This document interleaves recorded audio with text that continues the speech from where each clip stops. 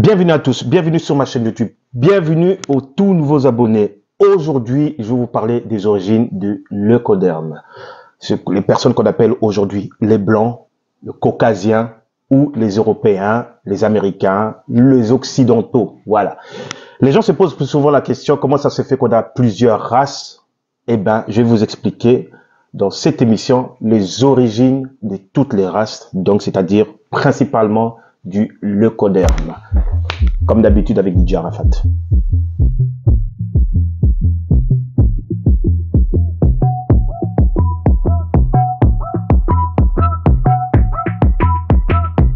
Paul Faber on the track.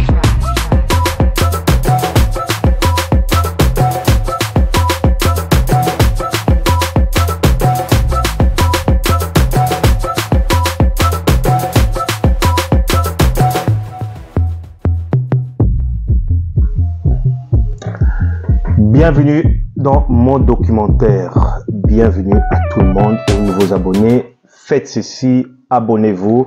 Ça fait toujours du bien. Voilà, j'aimerais commencer toujours comme d'habitude avec un truc qui n'est pas vraiment du sujet, mais j'aimerais quand même être clair là-dessus. Il y a des gens qui disent comme quoi que l'Afrique s'est fait dominer par les Occidentaux. Ce qui est vrai, c'est un fait. Mais il faut savoir que l'Afrique n'a pas été attaquée par un seul peuple. L'Afrique a été attaquée plusieurs fois par plusieurs peuples. Donc ça veut dire qu'aujourd'hui, si la Russie, par exemple, c'est un exemple que je vous donne, la Russie s'est fait attaquer par, on va dire, par les Français, ensuite s'est fait attaquer par les Allemands, ensuite s'est fait attaquer par les Anglais, ensuite s'est fait attaquer par les Américains, ensuite s'est fait attaquer par les Asiatiques, on va dire les Chinois et tout, et puis ensuite par les Japonais, Thaïlandais, à un certain moment, ils vont s'affaiblir. Parce que si tu attaques une seule fois, ton arme, tu peux avoir des pertes, mais tu y es encore. Mais si à chaque fois, avant de te recharger, tu te fais toujours attaquer, eh ben il y a un problème.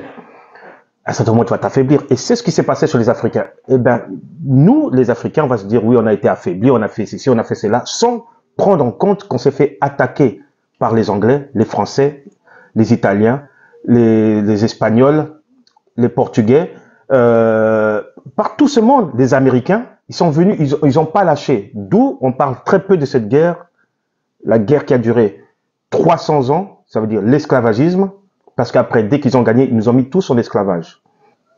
Il faut savoir que si le Caucasien, le leucoderme aujourd'hui est ce qu'il est maintenant, il n'a pas fait ça seul. Le documentaire que je vais vous montrer là dans quelques instants, il faut s'abonner à cette chaîne, c'est Pensée Kamite. Il explique bien ce qui s'est passé. L'Afrique est dominée, mais elle est surtout colonisée sous une forme trop rarement abordée, et pourtant cette forme de soumission est la plus grave. Je parle ici de l'introduction dans le continent de sociétés secrètes occidentales et des sociétés occultes. Oui, les sociétés occultes occidentales. Tout ou du moins une extrême majorité des dirigeants africains qui sont validés par l'Occident sont membres de ces sociétés secrètes et de ces sociétés occultes. Et c'est par ce moyen d'abord que l'Occident contrôle l'Afrique. Nous devons comprendre et vraiment ancrer dans notre esprit que la lutte pour la domination se fait d'abord et avant tout au niveau énergétique.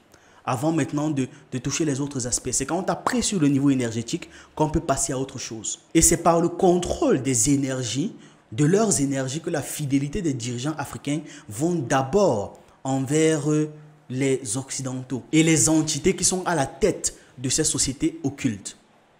Et qu'on veuille l'accepter ou pas, qu'on trouve ça farfelu ou pas, nous devons le savoir, point. Demandez à n'importe qui au pays s'il a déjà entendu parler de sectes, de francs-maçons, d'Illuminati et consorts Rose-Croix et tout ça là. Vous verrez tout de suite que la population sait. Sauf qu'elle manque d'énergie pour intervenir. C'est principalement par le biais des sociétés occultes que les anciennes puissances impérialistes tiennent l'Afrique. Les pays africains qui se trouvent dans la zone franc ne sont pas gérés par le ministère français des Affaires étrangères de la France. Pas du tout. Salut, dans cette vidéo, nous allons voir l'interview de Credo Mutwa qui était un gardien de la tradition zoulou. Il était connu comme un auteur de livres qui s'inspire de la mythologie africaine, de la tradition zoulou, des rencontres extraterrestres et de ses propres rencontres personnelles. Son dernier travail était un roman graphique appelé Tree for Life Trilogy, basé sur les écrits de son livre le plus célèbre, Indaba My Children. En 2018, il a reçu le prix Uziba décerné par le département sud-africain des arts et de la culture pour son travail sur la sagesse autochtone. Credo était un Sanoussi qui est un type de devin zoulou ou de sangoma. Un oracle en fait, un oracle, voilà. Ah oui, en plus de ça, il était un guérisseur. Donc, Credo vivait avec sa femme à Kuruman où il dirigeait une clinique de soins palliatifs. Je conjugue depuis le début au passé parce que malheureusement, il a rejoint les ancêtres en 2020, le 25 mars 2020. Que son cas soit vivifié. Il existe des preuves écrasantes sur le fait qu'avant que l'Afrique ne soit réellement colonisée par les Blancs d'Europe,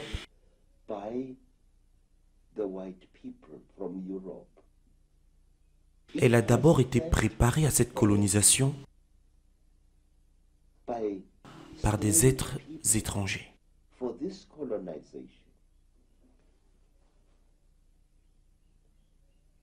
Lorsque les premiers navires portugais ont commencé à naviguer autour du cap de Bonne-Espérance, des êtres étranges sont apparus parmi notre peuple. Des créatures étranges ressemblant à des humains, généralement des créatures de grande taille. Des êtres ressemblant à des humains anormalement grands. Certains d'entre eux, n'ayant qu'un seul pied, sont apparus parmi notre peuple et ont commencé à faire des choses.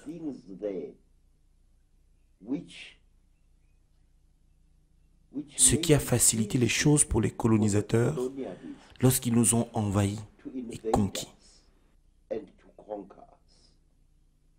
Comment étaient-ils en termes de couleur de peau? Nous ne savons pas. Mais il y a ceux qui les ont décrits comme très blancs, craies en apparence.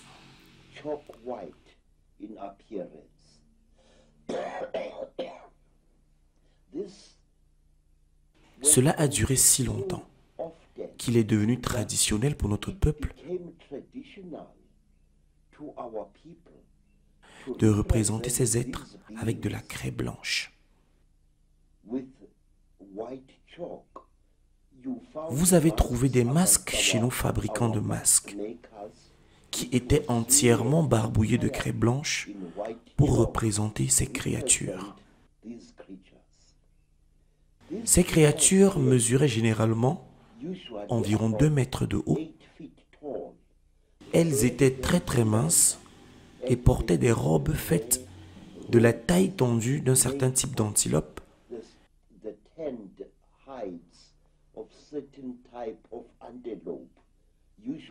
Généralement l'antilope stable au noir intense.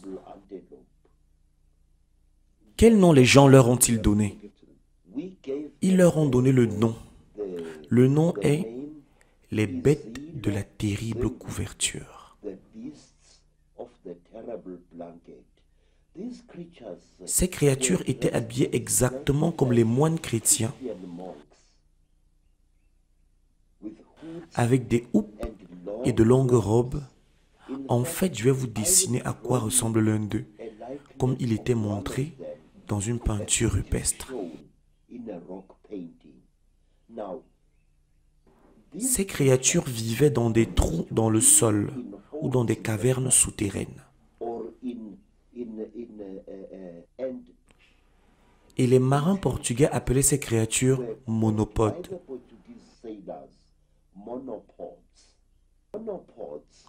Les monopodes ont été vus en Afrique et aussi en Amérique avant que l'Amérique ne soit colonisée par les Blancs.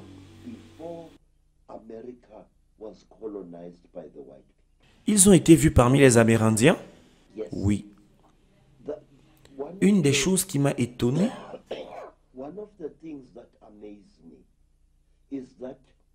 est que l'histoire de l'Amérique et l'histoire de l'Afrique étaient la même.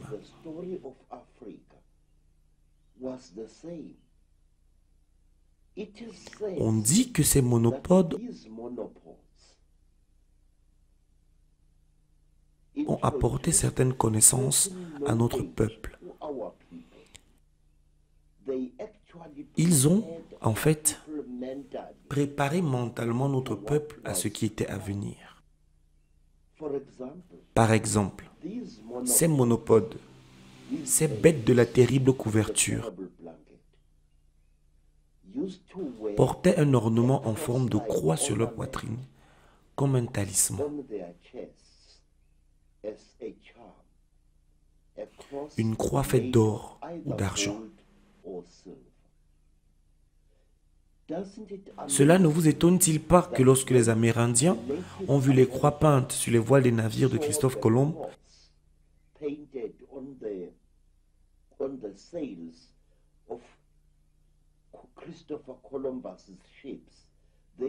et l'ont reconnu comme un objet sacré? Laissez-moi vous dire qu'il s'est passé exactement la même chose en Afrique du Sud, où notre peuple a été familiarisé avec les cultures bien avant que les hommes blancs ne mettent le pied en Afrique. Et quand notre peuple a vu cette croix, cette fois-ci apportée par les missionnaires, il l'a reconnue comme un objet sacré. D'une autre manière maintenant, je ne sais pas comment dire ça, mais pouvez-vous le dire pour moi? Notre peuple a été préparé longtemps à l'avance à reconnaître certains symboles chrétiens et des symboles d'aujourd'hui. Et quand ils ont vu plus tard dans les mains des colonisateurs, ils les ont vus pour ce qu'ils étaient. C'est l'une des raisons pour lesquelles, Monsieur Ike, les Africains ont accepté et protégé les missionnaires chrétiens, même en luttant à mort contre le colonialisme blanc. Comment se fait-il qu'un homme accepte la religion d'un envahisseur tout en menant un combat à mort contre les violations que cet agresseur faisait subir à sa terre natale?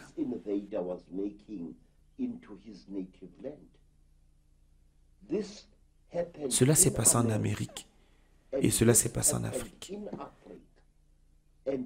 Et les sources de cette acceptation étaient les mêmes.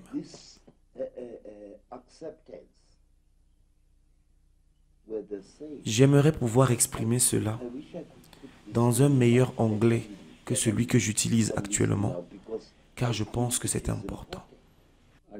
Je pense que vous dites très clairement qu'il semble que ces Chitaoli parcouraient le monde pour préparer l'occupation du centre Illuminati de Londres et d'Europe et dans ces différentes régions, telles que l'Amérique et l'Afrique.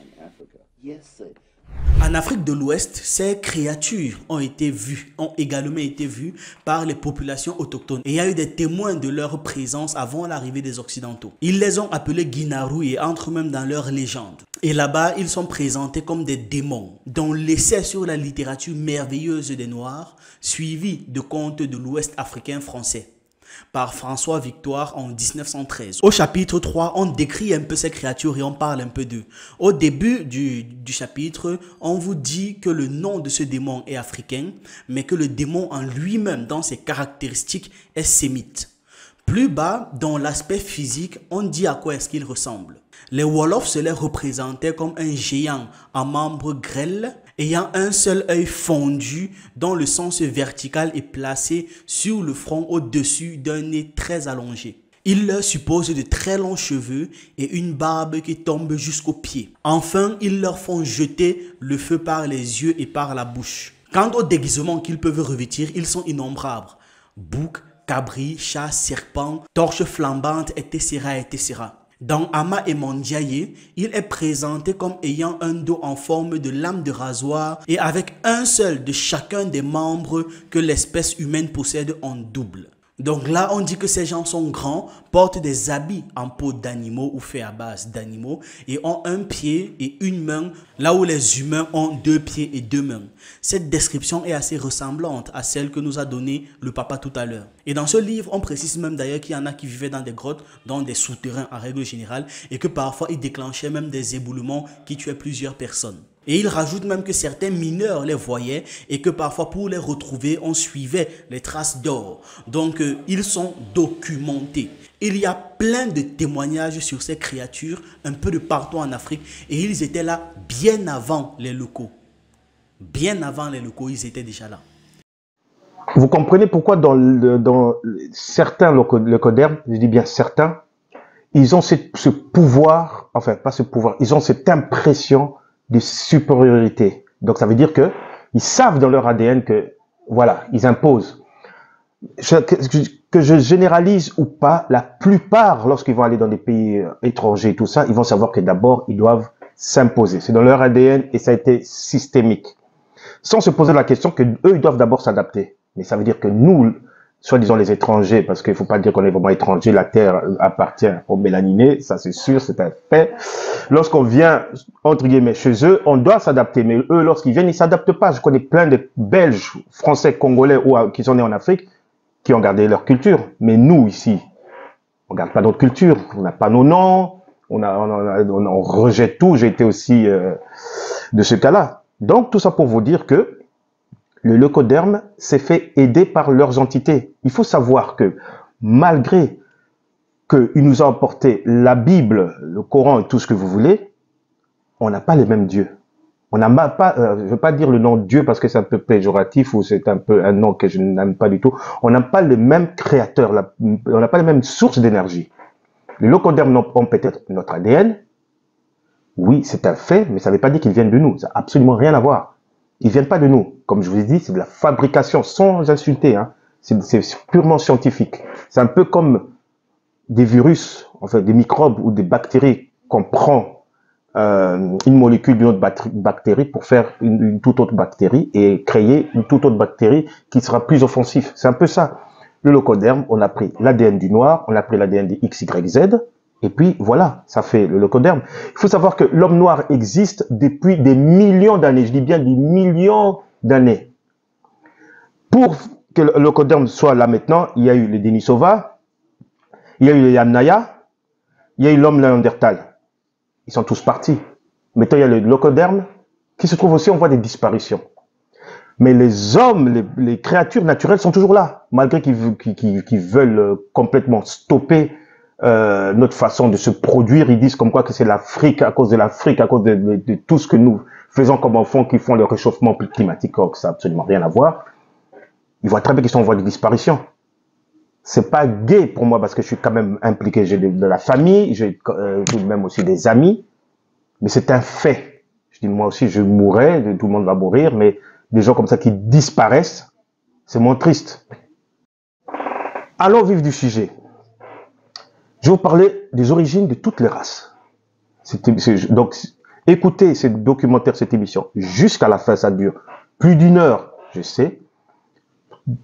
Suivez-le en plusieurs parties s'il le faut, mais c'est très important pour tout le monde, que toute personne de toute race, même si vous êtes raciste ou pas raciste, si vous êtes mélaniné ou pas, c'est très important de savoir l'origine de toutes les races, de comprendre, au lieu qu'on puisse se dire, voilà, il y a des gens qui sont comme ça, des gens qui sont comme ci. Oui, ils sont pas tous pareils. Je dis bien, ils sont pas tous pareils. Même au temps de l'esclavagisme, il y avait des blancs de leucoderme qui étaient contre, je dis bien qu'ils étaient contre l'esclavagisme. Est-ce que, en résultat, est-ce que ça empêchait l'esclavagisme? Il y avait des gens qui étaient contre le nazisme. Est-ce que ça empêchait le nazisme?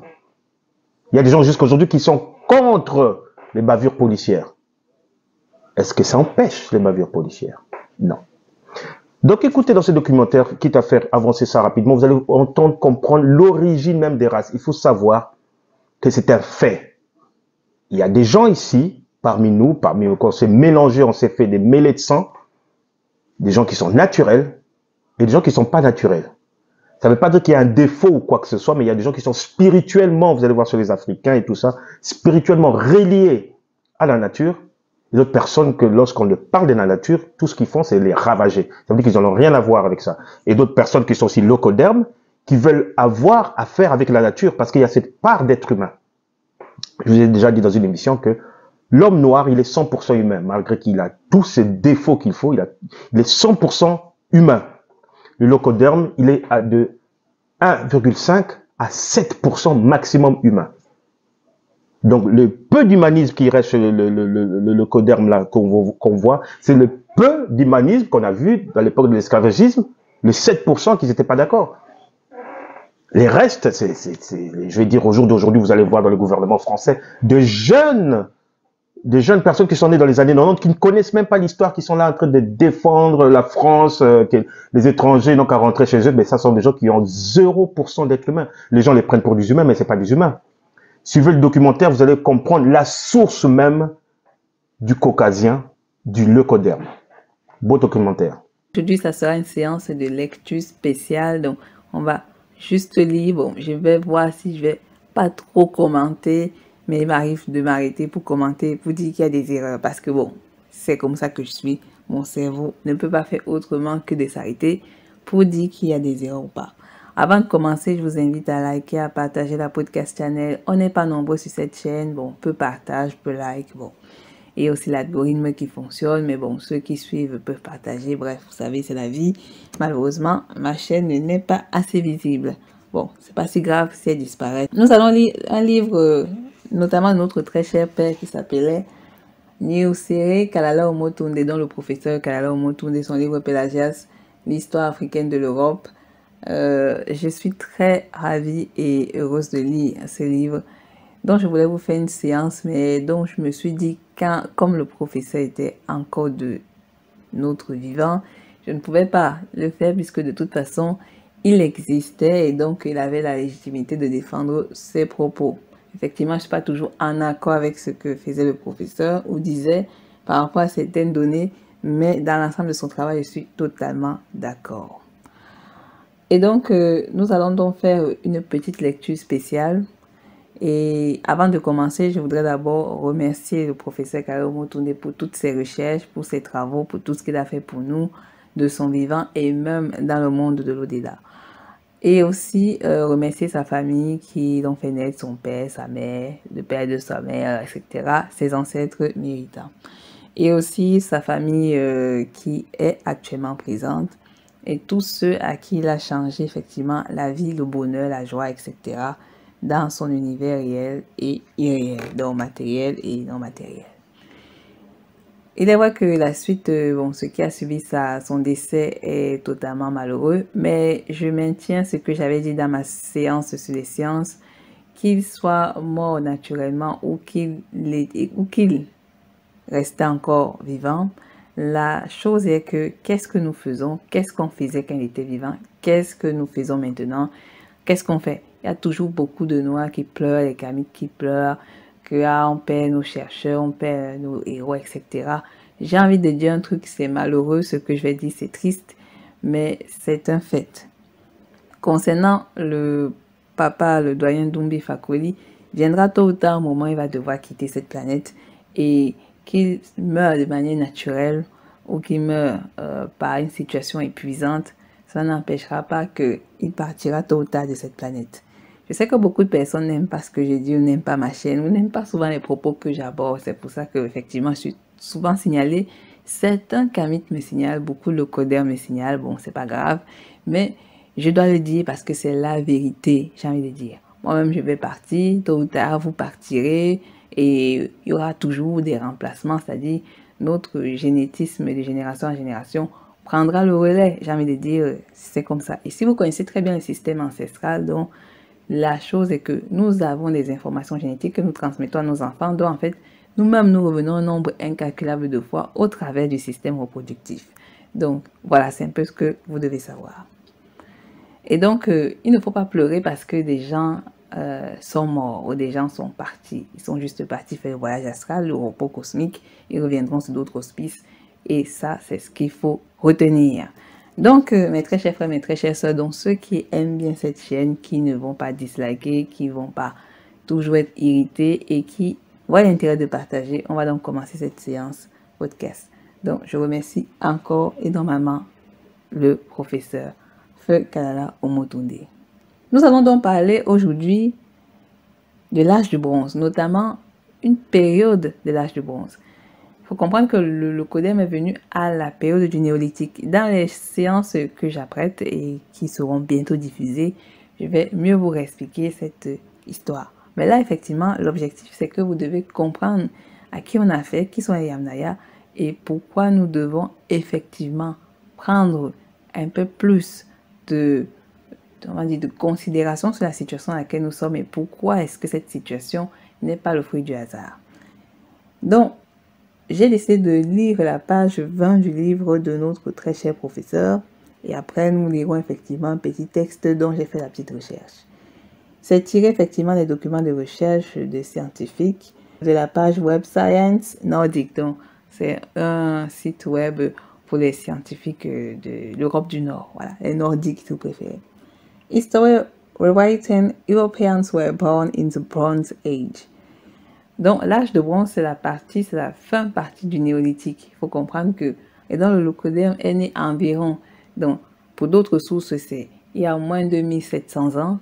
Pour d'autres sources, c'est il y a environ 3000 ou 4000 ans. Donc, les sources nordiques précisent pour elles que le Locodème est venu techniquement à moins de 2700 ans. Ça veut dire que le Locodème est bien plus récent, c'est-à-dire cette espèce est bien plus récente que nous ne pouvons l'imaginer. Ça doit être très bizarre parce qu'il est vrai que dans les séances que j'ai déjà enregistrées, moi je suis plus pour la théorie qu'il est né il y a moins 4000 avant notre ère, ce qui ferait en tout 6000 ans. Mais bon, il savait qu'il soit un peu plus récent, c'est-à-dire ça fait environ 5000 ou 4000 ans qu'il est sur cette planète Terre. Vous imaginez, ça veut dire que c'est une espèce très récente qui est là. Et comme on n'avait aucune autre source de lui avant, ça veut dire que ça c'est quelque chose de très très très étrange. Voilà, je suis désolée, bon, d'autres vont dire que je fais du complotisme. Vous avez dit, moi, je suis pas dans vos histoires des complotistes. Allez faire le complot ailleurs. Donc, allez vous débrouiller dans les complotismes ailleurs. Moi, je m'en fous de vos histoires des complotistes. Si des gens meurent, ils meurent. On vous dit qu'il y a des maladies qui sont réelles, qui sont dehors. On vous dit qu'il y a des gens qui veulent tuer, c'est dehors. Bon, eux-mêmes parlent, eux-mêmes online. Eux-mêmes parlent durant leurs interviews. Macron dit des choses qu'il ne devait pas dire, l'autre dit des choses qu'il ne devait pas dire. Bref, j'ai envie de dire, si lors de la folie ou des folies, quand ils font leur discours, l'élan leucodermique sort, j'ai envie de dire, vous voulez que moi je m'en fous, j'ai envie de dire. Donc, ça c'est un fait réel.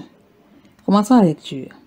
C'est un article intitulé « L'histoire est écrite, les Européens sont nés à l'âge du bronze », publié par la revue Science Nordic en janvier 2015, en juin 2015, qui a attiré notre attention, du moins encore notre attention. Cet article rédigé par Rasmus Krag Jacobsen concerne une étude publiée dans la revue Nature, de la population génomique de bronze de la partie eurasienne, le 11 juin 2015, numéro 522, Nature 167. Du moins si vous voulez les recherches. L'ADN de 101 squelettes de l'âge de bronze montre que les Européens sont issus des tribus nomades qui ont envahi l'Europe à l'âge du bronze. Donc il continue en disant, et l'article poursuit, la plus grande étude d'ADN sur les peuples anciens réécrit l'histoire européenne. Les Européens modernes sont nés à l'âge du bronze après une grande vague de migration d'un peuple nomade connu sous le nom de Yamnaya, originaire des steppes russes. Cela s'est passé au 3e millénaire avant notre ère. J'ouvre les guillemets. C'est ici que nous commençons. Nous constatons qu'une grande partie de l'Europe moderne commence génétiquement ici. Je ferme les guillemets. Explique le responsable de l'étude Eske Villetsvef, professeur au Centre for géogénétique du Natural History Museum of Denmark. La découverte marque probablement la fin de plus de 100 ans de débats archéologiques sur le grand bouleversement culturel observé à l'âge du bronze, moins de 1700 à 500 ans. À moins 500 ans. C'est complètement révolutionnaire et toute l'histoire doit maintenant être réécrite en une histoire de mobilité et d'expansion humaine. Je ferme les guillemets. A déclaré l'archéologue Christian Christiansen à l'université de Göteborg. Il a dirigé la partie archéologique de l'étude. En extrayant et en identifiant le matériel génétique de 101 personnes de l'âge de bronze découvertes en Europe et en Asie, les scientifiques ont pu voir qui étaient les personnes de l'âge de bronze découvertes en Europe et en Asie. Les scientifiques ont pu voir qui étaient les personnes de l'âge de bronze et comment elles étaient liées. Il s'agit de la plus grande étude jamais réalisée, plus du double de toutes les études précédentes combinées. Et pour la première fois, nous pouvons réaliser des études de population sur la génétique des fossiles, déclare le professeur assistant Morten E. Allentoft du Center for Geogenetics. L'étude vient d'être publiée dans Nature parallèlement à une étude similaire. Dirigée par le professeur David Reich de la faculté de médecine de Harvard, qui cartographie l'ADN de 69 personnes de l'âge du bronze et soutient les mêmes conclusions. Cela a demandé un effort énorme, mais Wilhelm Sleff et ses collègues ont réussi à ramasser ces ossements dans toute l'Europe centrale, du Danemark, de l'Allemagne, de la Pologne, de la Roumanie, de l'Italie et à l'est de la Géorgie, de la Russie et du lac Baïkal en Sibérie. De toute façon, la Sibérie en Russie, quoi. L'âge des eaux a duré 5000 millénaires, de 6000 à 9000 avant notre ère. Pour obtenir ces 101 échantillons, nous avons analysé plus de 600 échantillons et analysé leur ADN. Tous les échantillons qui pourraient être utilisés ont un contexte archéologique bien documenté. Nous avons donc daté et cartographié l'ADN, a déclaré Allentoft. Les chercheurs ont découvert que les squelettes européens du début de l'âge de bronze avaient une nouvelle composante génétique qui n'était pas héritée des premiers fermiers ou chasseurs. Je vous les guillemets. Que l'échantillon ait été prélevé en Allemagne, en Pologne, au Danemark, en Suède, nous voyons de mêmes composants et nous pouvons montrer qu'il provient du Caucase. Je ferme les guillemets. A déclaré Allentoft. La composante correspond à celle d'un peuple relativement inconnu, la steppe. Les Yamnaya, nomades originaires des milliers de kilomètres au nord du Caucase, entre la mer Noire et la mer Caspienne, la culture Yamnaya a apporté une structure sociale complètement nouvelle. Dit Christian Christiansen. Il dit encore ceci. Les pasteurs sont plus collectifs et vivent dans des villages, mais avec le Yamnaya, il existe une culture beaucoup plus individualiste, organisée dans des familles nucléaires. Vous pouvez voir le changement dans les rituels funéraires qu'ils introduisent tels que les êtres funéraires familiaux. Les Yamnaya étaient un peuple nomade qui élevait du bétail et utilisait des chevaux pour tirer des chariots transportant tout leur bien. Ils ont brûlé des forêts pour créer des pâturages, mais nous voyons des ménages individuels avec des fermes familiales et non des villages. Dit Christian Christiansen. Il souligne un changement fondamental des Européens sur le plan culturel génétique. Ils sont notre principal ancêtre, dit-il donc Christian Christiansen. C'est-à-dire que le Codem a l'habitude de détruire l'environnement où il se balade pour construire effectivement sa société. Donc c'est Christian Christiansen, ce chercheur de génétique, qui nous le dit. Bon, ça c'est un leucodème. Donc si vous constatez que partout il passe, il y a rasage de forêt, il y a le désert qui s'installe, il y a je sais pas quoi, sachez que c'est l'environnement normal du leucodème. Il a encore dit quelque chose qui est très observable encore de nos jours, c'est qu'ils vivent de manière nucléaire, c'est-à-dire le père, la mère, l'enfant. Ils s'en fichent de leurs grands-parents. Bon, leurs parents les ont fait naître. Après, bon, quand ils vont vieillir, ça c'est leur problème. S'ils veulent, ils vont aller mourir en maison de retraite parce que eux, ils se limitent à leurs environnements, à leur famille. Donc c'est comme ça que le mode de vie. Donc vous, par exemple, Mélanodème, vous qui vivez en famille, si par exemple vous venez, je sais pas, des Noirs qui aiment la métissagerie, vous voulez vous métisser. Vous pensez par exemple que vous allez inviter toute votre famille dans la maison de leucodème, il va vous rappeler qu'effectivement, c'est pas comme ça ici. Et donc, vous allez vivre ainsi, éloigné de votre famille, vous allez vivre dans le mode de vie du Yamnaya, et vous n'allez pas vivre dans le mode de vie de votre mode de vie. Voilà. Donc, ça, ce sont des sacrifices à faire, parce qu'il peut faire preuve d'une extrême violence dans la mesure où vous n'obéissez pas quand même aux règles, que ce soit la femelle, que ce soit le mâle. Voilà, donc c'est comme ça. Donc, leur mode de vie est individualiste. Il lui-même l'a dit. Il est vrai qu'effectivement, lorsque vous fréquentez dans les mêmes écoles que lorsque vous les voyez souvent en Afrique, que dans notre continent, ou dans les Caraïbes, ou dans les pays des mélanodermes, vous les voyez souvent en groupe. Bah oui, ce sont des groupes, mais ce sont des gens qui ont leur pensée unique et leur fondement unique. Je vous rappelle le travail de Cherubini et de Champollion le Jeune. Champollion le Jeune, il a fait son travail de Bibalen Molouk. Oui, effectivement, il a su que les premiers habitants d'Égypte étaient des mélanodermes, donc des Éthiopiens, bon, noirs éthiopiens, c'est la même chose. Il a retranscrit le travail. Oui, il a aussi remarqué que les dernières espèces à être venues, effectivement, à la période de Kemet, c'était ce qu'on appelle les Néandertaux, dont ses frères, ses pères. Effectivement, il l'a reconnu et il a également abordé et accepté le travail de la mythomanie des couleurs. Il travaille avec Cherubini qui lui voulait être inspecteur des beaux-arts, qui effectivement il a vu le travail de Champollion le Jeune, il s'en fichait pas mal de ce que Champollion le Jeune avait fait. C'était un groupe, je rappelle bien, c'était le groupe de la France sous l'égide de Napoléon. Effectivement, bon, chacun fait son game, il travaillait avec lui, c'était le dessinateur, mais vous l'avez compris, Champollion lui-même, il l'a dessiné lui-même, parce que bon, vous savez, ils sont venus en groupe, mais on voit très bien que le groupe, c'est pas trop le game. Donc, on voit qu'au final, ce sont des gens individualistes. Oui, vous les verrez en groupe. Oui, vous les verrez ensemble. Oui, ensemble, ils vous font du mal. Mais sachez que dans leur cœur, ils sont individuels. Chacun sa peau, chacun son argent, chacun son cœur. Quand ils viennent en Afrique en groupe, ils veulent aussi avoir chacun leur butin. Chacun veut être riche. J'ai envie de dire, vous comprenez un peu le game. Donc, c'est comme ça qu'ils fonctionnent. Et ça, c'est effectivement des éléments que l'on recueille depuis leur venue sur la Terre. C'est-à-dire, on ne sait pas techniquement d'où ils viennent de la planète Terre, mais bon, ils sont venus sur la Terre. Nous allons aller un peu plus en détail lorsqu'on va lire effectivement Michael Bradley, mais c'est pour que voilà, vous avez maintenant un peu une petite idée de réflexion. On va continuer plus tard sur cette idée, mais voilà. Maintenant, qu'est-ce que c'est qu'un Yamnaya? J'ai envie de dire, bon, beaucoup de personnes ont défini le Yamnaya. Maintenant, on va écouter ce que quelqu'un qui aime écrire, bon, on appelle ça quelqu'un qui aime écrire des articles, c'est pas forcément un article très scientifique. Là, vous allez voir la différence parce qu'effectivement, Christian Christensen ne dit pas que le locoderme vient depuis 40 000 ans, mais cet article que j'ai reçu online dit que le Yamnaya vient depuis 40 000 ans. Or, je vous rappelle que le locoderme, d'après Christensen, etc., il date dans les environs, bon, de 2700, donc ça veut dire, on va dire, environ 3000 ans, moins 3000 ans avant notre ère, jusqu'à aujourd'hui. Effectivement, pour eux, le locoderme est là depuis 40 000 ans et ce n'est pas le seul article qui le dit.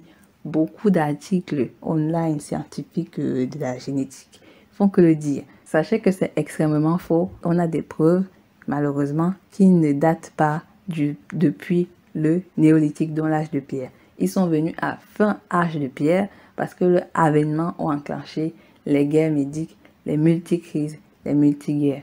Donc, avant leur arrivée, il n'y avait pas les multicrises, les multiguerres, l'individualisme, les forêts qui brûlaient juste pour créer des fermes et des pâturages. Vous voyez ce que je veux dire? Donc, avec leur venue, des forêts ont commencé à brûler, des trucs ont commencé à disparaître. Voilà. Donc, on va lire cet article qui n'est pas totalement juste, mais c'est pour que vous voyez un peu la différence. Pour une fois, je vous fais des articles traduits en français. Bon, il y a 40 000 ans, un groupe de chasseurs-cueilleurs aux yeux marrons et à la peau et les cheveux foncés, descendants des migrations parties d'Afrique, il y a 100 000 ans. Donc là, on revient sur la thèse, effectivement, mensongère. Et la thèse, bon, j'ai envie de dire, je suis désolée pour Cheikh Anta Diop. Je vous ai dit, je suis quand même d'accord avec son histoire que le premier être est un mélanoderme, il a voyagé partout, voilà. Mais malheureusement, effectivement, cette thèse a créé des sortes de folies.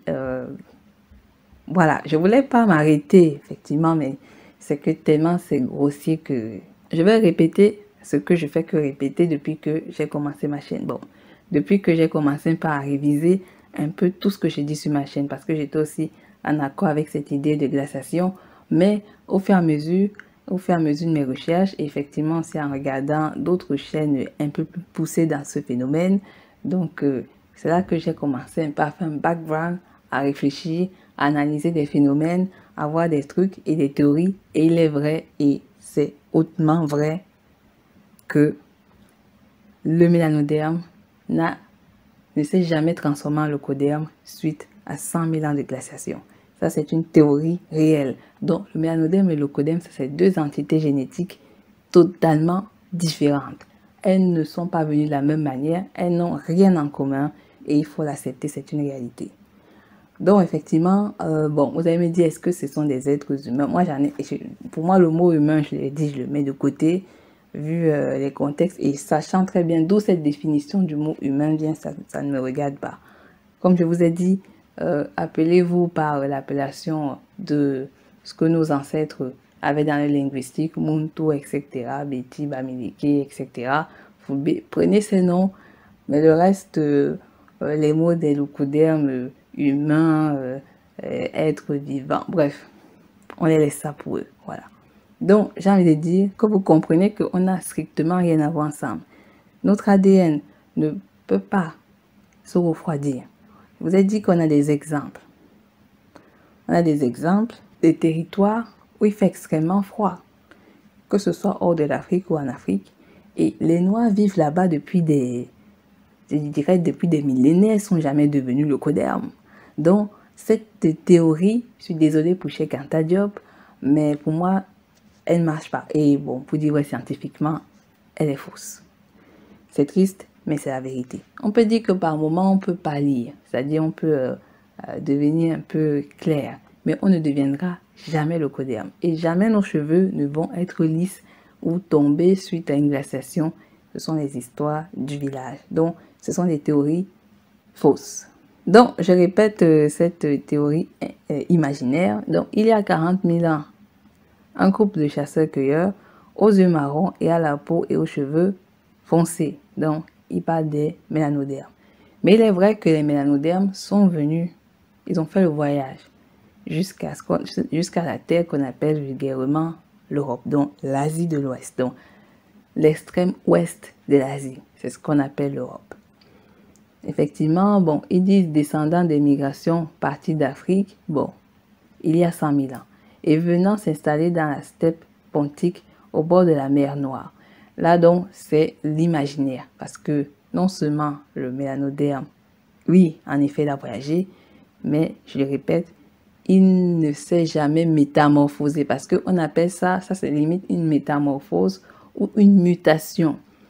Pour muter, franchement, c'est pas possible. C'est-à-dire que si on mute, ça sera seulement des légers changements, ça ne sera pas des changements aussi drastiques. Vous avez très bien compris que ce qui constitue le leucoderme, c'est la phéomélanine et le mélanoderme a le mélanine. Donc, c'est deux constituants génétiques totalement à l'opposé qui n'ont strictement rien à voir ensemble. Vous allez me dire que tu parles que de la couleur de la peau, c'est pas une histoire de couleur de la peau, c'est ce qui constitue l'ensemble de votre caractéristique génétique. Donc, ça n'a strictement rien à voir.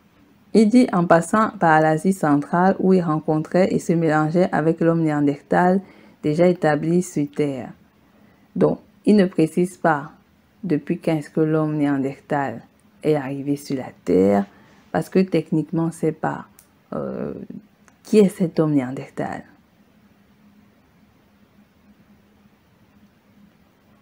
Vous voyez? Or, s'il explique d'où vient et qui est le néandertal, les choses vont être un peu plus claires. Effectivement, bon, on ne va pas s'atteler sur ça aujourd'hui. L'objectif, c'est de vous faire un peu découvrir, écouter ce type d'histoire. Déjà établi sur les terres, les recherches génétiques récentes menées par David Reich, comme dans la recherche précédente, montrent que moins de 10 000 ans, une mutation leur donna les yeux bleus, qu'entre 9 000 et 7 000 ans avant notre ère, l'ADN se mélangea lentement avec un autre peuple d'agriculteurs venus des plaines d'Anatolie, à la peau pâle, des yeux marrons, les yeux foncés, les yeux marrons, les cheveux foncés, et après une période de cohabitation, enfin il y a 5000 ans à l'âge de bronze. Donc effectivement, d'après la recherche, il faut savoir que les Néandertals n'avaient pas une certaine capacité de procréation. Bon, pareil que d'autres disent qu'il avait une capacité de procréation, mais c'est peu probable. C'est-à-dire que le Néandertal est une constitution liée à la sphère animale. Je vous rappelle que Darwin avait dit que, effectivement, le mélanoderme est le chaînon manquant entre le orang-outan, donc le grand singe, la famille des hominidés, avec le sapiens sapiens. Effectivement, c'est les théories imaginaires du locoderme.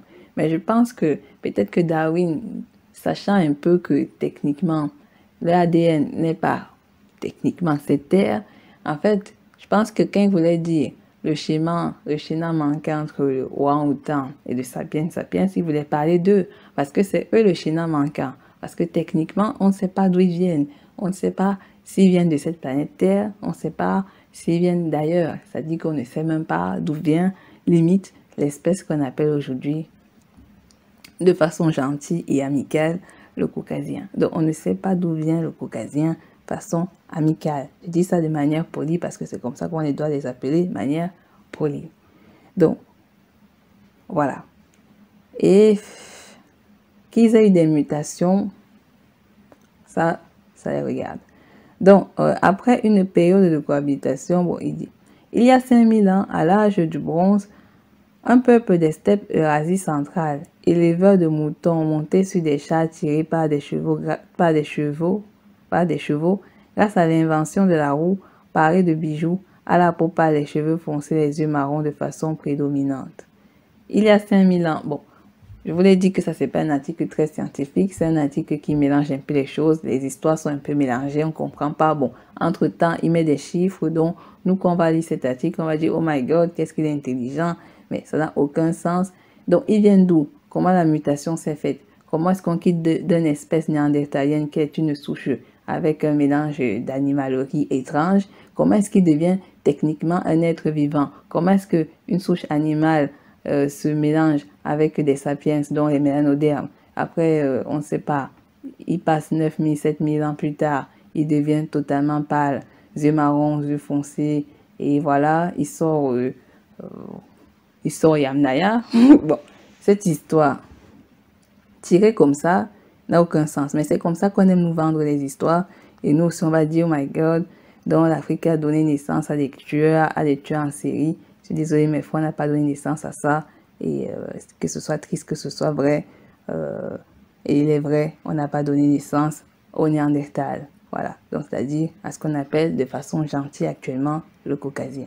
Donc paraît-il, il y a 5000 ans, à l'âge de bronze, un peuple des steppes Eurasie centrale, éleveur de moutons montés sur des chars tirés, etc., etc., à la peau pâle, nanana. Donc, couvrant leur mort d'ocre pendant les rites funéraires, s'empare de l'Europe et impose sa culture. Il faut savoir que ça, c'est un peu encore un autre mensonge. Pourquoi? Parce que les Néandertals n'enterraient pas leurs morts. C'est-à-dire, ils ont appris l'enterrement des morts au contact avec les mélanodermes. Donc, les premiers habitants de ce qu'on appelle aujourd'hui l'Asie de l'Ouest et de l'Asie en général, effectivement. Il faut savoir que les Yamnaya ne sont pas que ce qu'on appelle actuellement les Européens, c'est ce qu'on appelle actuellement toute espèce qui est non mélanoderme. Ça, c'est scientifiquement prouvé, j'ai envie de dire. Donc, ça veut dire toute espèce qui n'est pas noire. Et donc, sachez-le que bientôt, je ferai un début de séance à la fois sur le livre de Runoko Hashidi, Bonfer Setima, effectivement, un autre frère qui a fait de longues études en Asie pour vous expliquer effectivement le même nettoyage mélanodermique qui s'est fait, c'est-à-dire que les mélanodermes ont été éradiqués de cette terre, que ce soit en Asie occidentale, qu'on appelle vulgairement l'Occident dans la partie Europe occidentale, on va dire l'Europe tout court, voilà, jusqu'à la partie asiatique, donc pas des steppes eurasiatiques, jusqu'à ce qu'on appelle aujourd'hui les péninsules arabiques. Donc, on va vous expliquer ce nettoyage. Effectivement, tous les mélanodermes ne sont pas morts, donc tous les mélanodermes de la partie orientale, donc de l'Asie orientale, n'ont pas été tous assassinés. Je pense qu'ils ont été assez futés. Je ne dis pas que nos parents de l'Asie de l'Ouest n'ont pas été intelligents. Je pense qu'ils n'étaient pas assez nombreux, et etc. Je pense qu'il y a eu certaines situations un peu imprévues. Peut-être que la brutalité de l'Europe, de ce qu'on appelle aujourd'hui l'Européen, a été telle que aucun n'a été laissé. Et bon, qui sait. Donc voilà, c'est triste, mais bon, on ne va pas rappeler les histoires de la mort. Donc, ils n'ensevelissaient pas leur mort, c'est plus tard, au contact du mélanoderme. Je pense pas qu'ils les ont directement assassinés comme ça, même s'ils étaient des sauvageons. Je pense qu'ils ont pris le temps pour faire ce que vous appelez le complot, donc les complotistes. Ils ont fait le temps, puisque c'est eux les complotistes. Et après, bon, ils ont décidé que c'est le moment de les tuer, en fait. Et ils sont morts, voilà. C'est pour ça qu'aujourd'hui, l'Europe est toute blanche. Voilà, on va dire. Même pas blanche, on va dire. Le coderme. Donc, ils dominent et finalement remplacent les chasseurs. Bon, ils sautent les étapes, mais il dit qu'ils dominent et finalement remplacent les chasseurs-cueilleurs jusqu'en Espagne, ou d'une façon ou d'une autre, ils bénéficient d'un avantage sexuel conférant une quasi-exclusivité dans la reproduction avec les femmes autochtones issues de la culture Yamna. Ce sont les Yamnaya, les proto-indo-européens qui colonisent l'Europe. Bon, il n'a pas tort sur le phénomène du fait qu'ils colonisent. Effectivement, l'avantage sexuel, etc. On vous a dit qu'ils ont violé les habitants qui habitaient les natifs de l'Europe. Ils les ont violés dans les mélanodermes qui habitaient l'Europe. Ils ont été violés, saccagés, tués, etc. Vous savez que le métissage, c'est l'arme fatale. J'ai envie de dire, je suis désolée. Ça va en douceur, puisque ça va dans la couette, ou ça va dans la violence, c'est-à-dire le viol. Donc, effectivement, après, l'enfant au jeton métis qui se sent mal dans sa peau, ira se leucodermiser. Il va encore davantage leucodermiser jusqu'à ce que, effectivement, de leucodermie en leucodermisation, il devient leucoderme. Voilà. Donc, c'est un peu la même chose qui s'est passée dans les péninsules arabiques. C'est la même chose qui s'est passée dans le Maghreb, même si tous les Maghrébins ne sont pas leucodermiques au Maghreb. Voilà, ça c'est une vérité. Et donc, il a dit qu'ils sont passés en Espagne. Vous savez très bien que les péninsules espagnoles, bref, l'Espagne était une terre entièrement peuplée de mélanodermes. Bon, nettoyage mélanodermique, tuerie, assassinat, etc. Donc, en tout cas, c'est confirmé. Même s'il ne décrit pas, c'est normal, il ne peut pas décrire, c'est un leucodème qui écrit cet article. Il ne va pas vous expliquer comment est-ce que le phénomène s'est fait. Donc, quand il dit que ce sont les proto-indo-européens, il faut comprendre que dans l'explication, bon, de toute façon, je vais revenir sur l'indo-européanisme, il faut comprendre que on voit de manière technique, au-delà de ce qu'il dit, même s'il n'a pas voulu dire les choses en profondeur, il faut savoir qu'il parle à la fois des frères caucasiens, Europeanus, et effectivement les caucasiens mongoloïdes, donc ce qu'on appelle vulgairement les jaunes. Mais je vous ai dit, pour moi, les asiatiques là, tout ça, ce qu'on appelle asiatiques, alors que tous sont asiatiques, pour moi, ils ne sont pas jaunes. Et c'est vrai, ils ne sont pas jaunes. Donc, il faut arrêter avec les mots bizarroïdes. Donc, d'après cet article encore bizarroïde, il dit les Yamnaya sont ceux qu'on appelle en génétique un peuple fantôme. Donc, c'est-à-dire un peuple disparu, mais dont on peut identifier et prouver l'existence grâce aux traces génétiques présentes dans l'ADN ancien. On a trouvé des morceaux d'os comportant cet ADN ancien dans plusieurs endroits où s'est développée la culture de la céramique cordée, au sud de la Pologne et en Moravie, et d'autres morceaux attribués à des individus issus des cultures Yamna, Katakombe, Babino et Noam. En fait, là, bon, malheureusement, vous savez, c'est un leucodème qui écrit l'article, donc ça veut dire qu'il va dire plein de trucs qui sont fausses. J'aurais dit d'accord avec un peuple fantôme dans la mesure où, effectivement, ils ont l'apparence de la mort, puisque dans la culture mélanodermique, tout ce qui apparaît à la clarté est identifié à la mort, et tout ce qui appartient à la mélanodermie est identifié à la vie. Ça, c'est la cosmogonie négro-africaine. Et effectivement, bon, on peut dire qu'on est un peu d'accord sur le terme fantôme, parce qu'effectivement, ils ont l'air fantôme. Ouais, ils ont l'air de pas être sur la terre. Excusez le terme. Donc, il y a encore un phénomène mensonger. Donc, déjà, de 1, il dit qu'ils ont disparu. Ils n'ont pas disparu. Ils n'ont pas disparu. Je suis désolée, cet article raconte des histoires.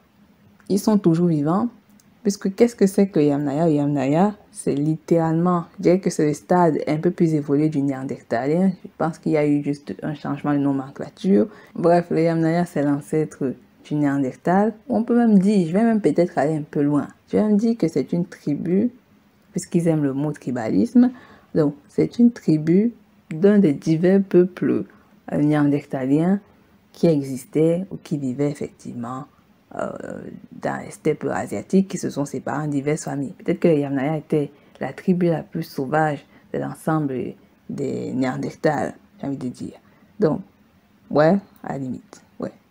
Il continue dans la suite de son article, il dit que les nouvelles technologies en matière de séquençage d'ADN, dans la possibilité de lire l'ADN dans les os anciens ont donné plus de lumière sur la parenté des Yamnaya. Et comme j'ai dit dans des précédents podcasts, vous avez dit que la préhistoire n'a pas techniquement, si on voit dans ce point de vue, n'a pas techniquement existé chez le mélanoderme. Et puisque l'apparence du mélanoderme a toujours été l'apparence que vous et moi nous avons aujourd'hui, et ce depuis 100 000 ans, depuis 2000, 200 000 ans, depuis 1 million d'années, depuis 3 millions d'années, on n'a pas changé d'apparence. Donc, ça veut dire que techniquement, le Néandertal lui-même n'a pas changé d'apparence, il est resté le même, et effectivement, c'est vrai, il est resté le même. Donc, ce sont des histoires, je vais de prendre ça avec pincette. Donc,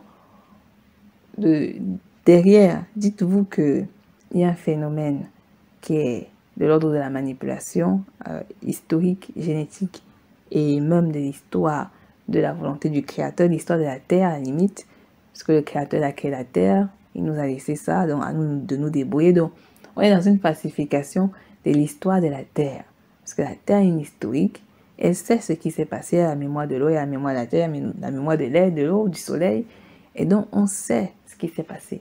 Et on sait que cet article, effectivement, bon, déjà, il est mitigé sur certains mots. Il ne peut pas dire les choses de manière claire, puisque, bon, sans le codin, il ne va pas quand même se descendre. Je vous ai dit, ils ne vont pas s'entretuer là, online, et dire qu'ils ont été des barbares criminels.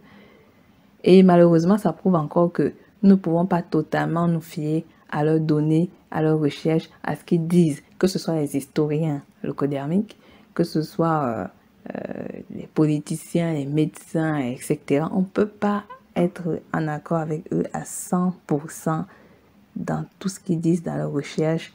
Voilà, on ne peut pas être en accord pur avec eux. Je le dis de façon réelle. Donc, on continue. Donc, les études anciennes ont donné plus de lumière sur la parenté des Yamnaya avec les Européens modernes. Une étude de 2015 menée par Daniel Zadik de l'université de Leicester a permis de mettre en avant que les gènes des Yamnaya sont présents dans la majorité des Européens aujourd'hui, grâce à la technologie Next Generation Sequences. Daniel Zadik a pu identifier plusieurs mutations au sein du génome des Européens et générer un arbre généalogique plus précis que jamais. Voilà, donc on remarque que sur ce tableau-là que vous voyez là, que donc effectivement le gène de Yamnaya est vraiment partout dans toute l'Europe. Voilà, donc Yamnaya c'est le groupe, c'est-à-dire c'est la tribu caucasienne Europeanus que l'on connaît ici, c'est-à-dire que l'on connaît dans la vision des pays et des territoires qui font partie de l'Union européenne. Et donc effectivement, de l'autre côté, on a aussi les autres génocidaires néandertaliens, les caucasiens mongoloïdes. Effectivement, bon, vu que lui, il se limite qu'à la partie de ses pairs européanus, voilà. Donc on voit qu'ils sont partout. Ils sont en Suède, ils sont en Norvège, ils sont au Danemark, ils sont en Angleterre, ils sont en Espagne, ils sont dans les Pays Basques, ils sont dans les pays, ils sont en Italie, ils sont en Grèce, ils sont en Serbie, ils sont en Hongrie, ils sont en Bosnie, ils sont en Turquie, ils sont voilà, ils sont partout, vous voyez ce que je veux dire. Donc le séquençage est très puissant. Donc les 2 tiers des Européens modernes tiennent sur 3 branches appelées I1, R1A et R1B. Ces résultats montrent que chaque branche remonte à un ancêtre paternel assez récent illustré par un point rouge sur le graphique figure 2, comptant le nombre de mutations accumulées au sein de chaque branche. On estime que ces 3 individus ont vécu à différents moments entre moins 7300 et moins 3500. Vous voyez très bien qu'en fait, ils sont obligés d'inventer des datations très lointaines, très lointaines, parce que bon, vous savez, ça fait quand même mal de se dire, on est là que récemment. On est là que récemment sur la Terre, et c'est triste. Ouais, c'est triste, quoi. La lignée de chacun semble avoir explosé dans les siècles qui ont suivi les décès jusqu'à dominer l'Europe. Les branches R1A et R1B sont les plus représentées chez les Européens actuels avec une prédominance de R1B chez les Européens de l'Ouest et R1A chez les Européens de l'Est. Ces 2 branches sont directement liées à des ancêtres Yamnaya. Cela explique la faible variation génétique entre nous, tous les Européens observés par Daniel Zadik et H, mais que sait-on exactement de ce peuple proto-indo-européen? Donc, Bref, même s'il mythomanise, même s'il ne dit pas les choses de manière claire, en fait, le Yamnaya, c'est eux. J'ai envie de dire, on va peut-être tourner autour du pot, mais c'est eux. Un peuple nomade proto-capitaliste qui établit sa suprématie de l'Europe à l'Inde. Un des débats les plus vifs émergea suite aux premières études de la culture Yamnaya. Le lien entre la culture Yamna et les cultures de l'Europe centrale à la fin du néolithique, comme la culture de la céramique cordée. La génétique vient confirmer ou donner un éclairage nouveau sur des scénarios qu'on suspectait par l'étude archéologique qui nous permettait de découvrir l'existence de ces cultures passées, présentes et des similarités comme la présence des tumulus allongés avec les mêmes rites funéraires. On sait aujourd'hui que, avec certitude, que les individus porteurs de la culture de la céramique cordée sont en fait génétiquement proches des Yamnaya. Ça, c'est encore une histoire imaginaire. Ils ne savaient ni lire ni écrire et ils n'avaient pas encore, c'est-à-dire l'amabilité. Donc, ils n'avaient pas encore la capacité manuelle de pouvoir créer des objets. Je ne sais pas dans quelle situation le Néandertal est venu sur la Terre, mais je ne sais pas à quel point il est venu avec rien, c'est-à-dire il ne savait ni broder ni rien. C'est comme si ce sont des choses qu'on a programmées, qu'on a mis sur Terre, qui ne faisaient rien. Bon, lui, il est obligé de raconter une histoire imaginaire, qu'ils ont fait des céramiques, machin. Ce sont des techniques qu'ils n'ont pas apprises, sur le tard de leur venue sur la Terre. C'est triste qu'ils mentent comme ça, mais bon, que voulez-vous? C'est juste aussi pour vous mettre en avant ce qu'ils racontent. Parce que bon, c'est vrai, j'en parlais de ces articles, mais je vous disais pas à quel point c'était des histoires. Là, on découvre que ce sont des histoires parce qu'ils ne faisaient rien. Ils n'avaient pas de rites funéraires. Ils ne sont venus avec aucune technologie archéologique. C'est plus tard après les jours, plus tard après le grand remplacement, oui, le grand remplacement, je tiens mes mots, je suis triste de le dire, mais c'est vrai. C'est après le grand remplacement, effectivement, qu'ils ont appris tous ces arts, toutes ces cultures, etc. C'est triste, mais c'est ainsi, il faut... voilà, il faut vivre. Si vous voulez, vous pouvez rire. Les données de l'ADN ancien indiquent que les populations du néolithique de l'Europe centrale possédaient déjà la composante caucasienne, donc caucasien, Caucase, asien, Asie, donc aux alentours de 2500 avant notre ère. Donc c'est ce composant qu'on a utilisé pour valider la théorie de l'expansion de ce peuple des steppes pontiques vers l'Europe centrale. Les séquences de chromosomes X suggèrent que ces expansions étaient surtout le fait des hommes. Pour chaque femme entre 4 et 15 migrait des steppes vers l'Europe et centrale et l'Asie de l'Ouest. Pour lui, l'Asie de l'Ouest, c'est la partie où on commence à voir les œufs bridés locodéens. Alors qu'en fait, ce type nul en géographie de la réalité, c'est pas que l'Asie de l'Ouest, c'est ce qu'on appelle l'Europe. Et l'Asie centrale reste toujours en Asie de l'Ouest. Mais comme j'ai dit, on peut même dire que c'est l'extrême occident de l'Asie en fait. C'est ça l'Europe. Je vous ai dit qu'ils se sont séparés par des visions religionnaires différentes. Ils se sont aussi séparés à cause des phénotypes différents, c'est-à-dire qu'ils ont le même phénotype, mais effectivement, se sont séparés parce que visuellement, bon, quand l'autre a les yeux bridés, l'autre a les yeux noisettes, ils se voient là, ils se disent que bon, on n'est pas pareil, alors que c'est totalement faux. L'autre dit qu'il a les yeux un peu en amande, je ne sais pas ce qu'il raconte là. Donc voilà, ils se séparent, ça forme des groupes différents sur des qualités qui n'ont aucun sens. Mais bon, qu'est-ce qui a permis cette expansion rapide à cette époque de l'âge de bronze? On assiste à l'émergence d'une nouvelle économie liée à un accroissement de la mobilité humaine et l'accumulation des richesses. Quand il parle d'accumulation des richesses, c'est l'amassage après les razzias, c'est-à-dire après les exterminations. Parce que le Yamnaya, c'est pas comme s'il s'est levé, il a accumulé des richesses comme ça, non. Il a pris ce que les gens qui vivaient là avant avaient. C'est triste, mais bon, c'est une... Bon. On va pas excuser la mythomanie de ce gars, mais bon, on va juste se dire que c'est comme ça qu'ils vivent. Facilité par la domestication des chevaux, l'invention de la roue et des véhicules, ainsi que l'accumulation des métaux rares comme le cuivre et l'étain qui sont les ingrédients nécessaires pour fabriquer le bronze. Études de chromosome Y révèlent aussi que certains que c'était une époque de grande inégalité où l'intégralité des pouvoirs était détenue par une poignée d'hommes qui ont su tirer parti de cette nouvelle économie et supplanter les agriculteurs du nord de l'Europe, les chasseurs-cueilleurs, l'ouest de l'Europe jusqu'à l'Inde, répandant ainsi la langue dite indo-européenne. Une culture yamnaya violente, sexiste et stratifiée. Donc cette expansion ne peut... Donc pour lui, en fait, le fait qu'il y avait plus d'hommes que de femmes a finalement été dans l'avantage du phénomène de ce que vous appelez aujourd'hui le patriarcat, je crois.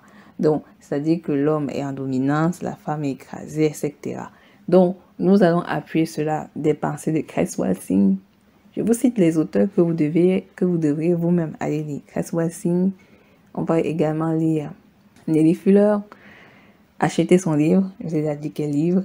On va appuyer à cela Freud, je suis désolée, mais oui, Freud avec la thèse psychosexuelle qui, après mûre réflexion, malheureusement, sa théorie tient quand même sur la perversion sexuelle de son ADN, voilà. Et donc, est fortement de Cresswell Singh, qui a plus étudié sur ce phénomène et également toujours l'héritage de l'homme de glace. Donc, cette expansion ne peut avoir été totalement amicale au vu de la proportion de chromosomes Y, marquer les origines du peuple yamnaya, tant que chez les Européens de l'Ouest que dans les castes supérieures indiennes aujourd'hui. Cette prédominance d'ancêtres masculins yamnaya implique qu'ils ont transmis un statut politico-social supérieur à leurs descendants qui leur a permis à tout point de devenir un avantage dans sa compétition à la reproduction. Exemple le plus frappant est en Espagne. David Reich a mené une recherche sur l'ADN ancien des populations ibériques, présentes entre moins 4500 et moins 4000 ans. Bon, comme je vous ai dit, ce sont des dates à réfléchir. Comme moi, je vous ai dit, moi, je suis pour l'optique que le Codem est venu il y a moins 4000 ans. Bon, c'est allé un peu plus juste, mais quand il y a d'autres qui appuient la thèse, qui sont là depuis moins 2000, moins 2700 ans ou moins 2200 ans, mais je reste quand même sur les moins 4000. J'ai l'impression que ça allait être plus cohérent qu'autre chose. C'est par rapport aux données de John Henry Clarke qui a dit qu'ils ont appris à lire et écrire. Du moins, ça dépend des sources. La source de John Henry Clarke, d'après Joel Cotton, c'est moins 1250 ans. Et d'autres, c'est un peu plus, c'est-à-dire c'est moins 600 avant notre ère. Donc, c'est extrêmement questionnable, vous voyez ce que je veux dire. Donc, cependant, 90% des hommes disposent des gènes Yamnaya et avaient un chromosome Y issu de ce peuple des steppes, ce qui témoigne d'une forte hiérarchie et d'une égalité de l'expansion des Yamnaya. L'archéologie de Marija Gimbusta avance que les Yamnaya étaient un peuple extrêmement sexiste et stratifié. Bon, c'est pas des choses qui ont changé aujourd'hui. Même si aujourd'hui, bon, les hommes disent qu'ils sont féministes, on ne sait pas pourquoi, d'où ça sort. Bon, voilà. Les Yamnaya ont laissé derrière eux leur fameux kurgan, dont des tumulus, dont 80% d'entre eux présentent des squelettes d'hommes au centre, souvent marqués de blessures violentes et enterrés avec les dagues en métal. Akassi Gimbusta défend une thèse controversée car il est délicat de pleinement comprendre une culture sans pouvoir s'appuyer sur les textes laissés par ces derniers qui voudraient que l'arrivée des Yamnaya marque une révolution dans la manière de concevoir les rapports hommes-femmes. Bon, c'est des thèses parce que le Codem a un problème avec ces femmes, vous comprenez ce que je dis. Donc, ça c'est leur problème, ils vont gérer leurs femmes. Une vision à prendre avec des pincettes qu'à d'autres archéologues comme Peter Hook ou Andrew Fleming s'y opposent de façon virulente. Et cela coïncide avec le déclin de la vieille Europe. Voilà. Bon, ça c'est leur problème, c'est-à-dire les problèmes hommes et femmes. Donc, il paraît également, d'après cet élément d'article, qu'il semble qu'ils fumaient beaucoup du cannabis. Donc, ils fumaient dans un but psychoactif, rien n'est moins sûr, dans les rites chamaniques, etc. Bon, on va laisser ça, on va s'arrêter là pour cette histoire de Yamnaya. Comme vous l'avez compris, et là où je suis quand même d'accord avec le gars qui a écrit ce truc, même s'il raconte des histoires dormies debout, il a dit que c'est un prolongement qui va effectivement de la partie qu'on appelle vulgairement l'Europe, dans l'Asie de l'Ouest, à l'Asie de l'Est, soleil couchant, l'Orient, donc toute la péninsule asiatique. Effectivement, il n'a pas laissé de côté parce qu'il insistait sur l'indo-européanisme, dont j'avais déjà fait la définition, mais que je vais devoir y revenir. Effectivement, il a parlé de l'Inde, Parce que l'Inde, effectivement, il faut savoir qu'ils sont allés jusque dans la partie de l'Indus et c'est là-bas qu'ils sont allés faire le rasage. Je vous ai longtemps parlé des Aryavata. Effectivement, c'est vrai que je n'ai jamais fait la définition de ce que c'est que l'Aryavata. Bon, c'est dommage, mais c'est vrai, j'ai jamais voulu faire la définition. Juste pour votre petite connaissance personnelle, il faut savoir que l'Aryavata, c'est un terme qui désigne le sous-continent indien du Nord, ainsi que d'autres parties des anciens textes hindous tels que les Dharmas, Shastras et les Sutras. Et donc, il faisait référence à la région du sous-continent indien, colonisée par les tribus indo-aryennes. Donc, c'est ce qu'on appelle les Aryavata. Donc, ce sont les Indo-Aryens. Donc, c'est eux qui sont venus en Inde et c'est depuis l'arrivée qu'il y a cette classification raciale de l'Inde. Ils ont esclavagisé, donc ils ont mis sous peine difficile les travaux forcés les mélanodermes natifs de l'Inde. Donc, effectivement, la colonisation de l'Inde. Donc, actuellement, oui, l'Inde est colonisée. J'ai envie de dire, eux, la particularité, bon, c'est à peu près la même chose. C'est-à-dire que la particularité, c'est que leur oppresseur reste à la tête des nations. Vous voyez, je vous ai dit, vous avez vu les séries en Inde, les films en Inde. Vous voyez tout ce qui se passe. Ils mettent en avant, effectivement, la partie locodermique de l'Inde. Pour pouvoir voir les mélanodermes de l'Inde au cinéma, du moins, plus ou moins en tête d'affiche, il faut voir les cinémas Telugu et des régions un peu plus éloignées, effectivement, de la partie très Bollywood de l'Inde. C'est peut-être là-bas que vous verrez. En regardant un peu le cinéma Telugu, parce que bon, je ne vais pas vous mentir que je vois quand même des trucs de l'Inde, c'est là-bas où je vois un peu plus de mélanodermes, vous voyez ce que je veux dire. Des personnes un peu plus tannées. Effectivement, on va donc rappeler quand même ce texte de Runoko Rashidi, effectivement, sur les bastions orientaux des Éthiopiens. Et on va effectivement vous parler de la négrophobie en Inde. Parce que les gens, c'est-à-dire il y a des gens qui idéalisent l'Inde. Vous savez, si vous partez vivre là-bas, en tant que mélanoderme, vous aurez quelques difficultés. C'est-à-dire, si vous êtes bien entouré, je pense que peut-être que vous aurez un peu une chance d'être un peu heureux. Mais sinon, voilà. Ils vivent un peu dans les mêmes situations que les mélanodermes en Afrique. C'est-à-dire, c'est la même situation qui se passe en Afrique pour le cadre des mélanodermes de l'Inde. Ce qu'on appelle les Dravidiens et encore les Siddhis de l'Inde et encore des particularités hindoues très proches de nous. C'est-à-dire, effectivement, eux, ce sont les natifs très anciens. Eux, ils n'ont pas les cheveux lisses, c'est-à-dire ils ont les cheveux, ce qu'on appelle moutonneux, voilà. Donc, eux, ce sont les plus natifs de l'Inde, ils sont toujours là, j'ai envie de dire. Il est vrai que l'Inde fait un forcing pour les dénaturer, c'est-à-dire pour les rendre locodermes, et pour les mettre dans la culture de l'intégration, c'est-à-dire de la lobotomisation, ou est-ce que je veux dire. Et je suis quand même malheureuse que beaucoup de panafricains ou de personnes qui font des trucs pour l'éveil des consciences racontent des conneries sur l'Inde, c'est-à-dire ils font passer ce pays pour quelque chose qui est glorieux alors que c'est en fait c'est un pays paumé, j'ai envie de dire au fond. C'est paumé, oui c'est vrai, c'est une grande puissance, on va pas nier la vérité. Les grands scientifiques, beaucoup de scientifiques viennent de l'Inde. La personne qui gère Google aujourd'hui, beaucoup voilà, sont des grands scientifiques. Mais la situation toxique que vit la grande majorité des habitants qui sont particulièrement les mélanodermes, c'est terrible. Et le pire, c'est que ces gens sont aliénés. Et vous savez, si vous partez voir un mélanoderme de l'Inde, j'ai envie de dire une triste réalité. Comparé à vous, ils se sentiront supérieurs. De un, ça c'est vrai. Et en plus, ils n'aiment pas, pour une grande partie, qu'on les appelle noirs. Parce que pour eux, il y a un truc qui cloche là. C'est-à-dire qu'ils sont terriblement aliénés. C'est-à-dire l'intoxication, l'aliénation est terrible. Et c'est un pays avec un fort taux de décapage, comme en Corée du Sud, comme au Japon, comme en Chine, comme bref, ce sont des pays de lobotomisés, j'ai envie de dire. Ça, c'est une vérité, c'est des lobotomisés.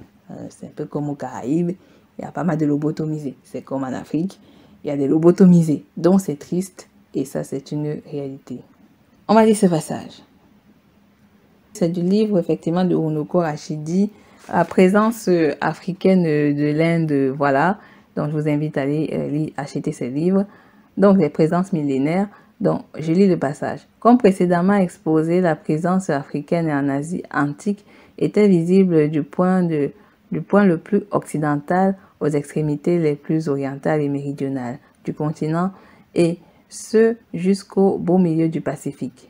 Donc je répète, comme précédemment exposé, la présence africaine en Asie antique était visible du point le plus occidental aux extrémités les plus orientales et méridionales du continent et jusqu'au milieu du Pacifique, quoiqu'à des degrés moindres. Cette influence existe encore aujourd'hui. L'existence dans le Baloutchistan d'une langue dravidienne ou méridionale indienne isolée, à savoir le Brahui, est une donnée très importante qui confirme l'existence des migrations noires, interrompues vers l'arrière-pays asiatique à une époque fort reculée. Parallèlement, des investigations plus poussées suggèrent que la langue élamite sera apparentée à la famille des langues dravidiennes. Le commentaire de Diodore de Sicile, écrivain contemporain d'Auguste, reflète aussi, lui aussi ce propos. D'Éthiopie, j'ouvre les guillemets. D'Éthiopie, 3 points de suspension, il, Oussari, reprit sa route à travers l'Arabie, le long des côtes de la mer Érythrée, et s'avança jusqu'aux Indes, jusqu'aux confins de la terre habitée.